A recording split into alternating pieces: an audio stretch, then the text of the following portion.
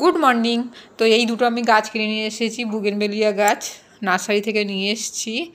আর তার জন্য 8 ইঞ্চি টব আমি সিলেক্ট করেছি।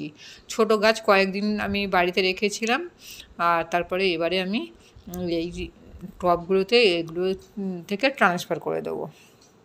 তো তার জন্য টবটা রেডি করে নিই। ফার্স্টে এই যে হোলটা আছে, ফার্স্টে আমি একটা খোলামকুচি দিয়ে ঢেউখেলানো খোলামকুচি দিয়ে বন্ধ করে দিলাম, আর তারপরে দিয়ে দিলাম কয়েকটা এই যে সোলার কাগজগুলো।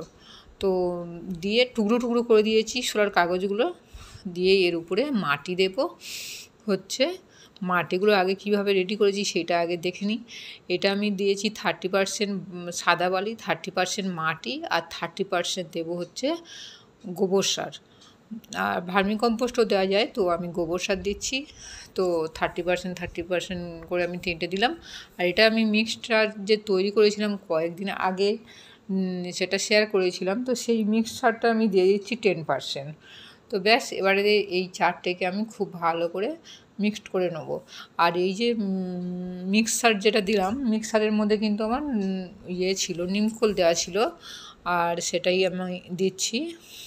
এই যে 1/3 পরিমাণ ফার্স্টে টবটা আমি ভরে নিলাম, আর তারপরে দিয়ে দেবো এই যে গাছটা এর উপরে বসাবো।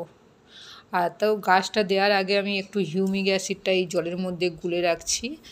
অল্প পরিমাণে হিউমিক অ্যাসিড দিতে হবে, দেখিয়ে দিচ্ছি হিউমিক অ্যাসিডটা। এই যে হিউমিক অ্যাসিডটা আমি একটু ভিজিয়ে রাখলাম অল্প পরিমাণ।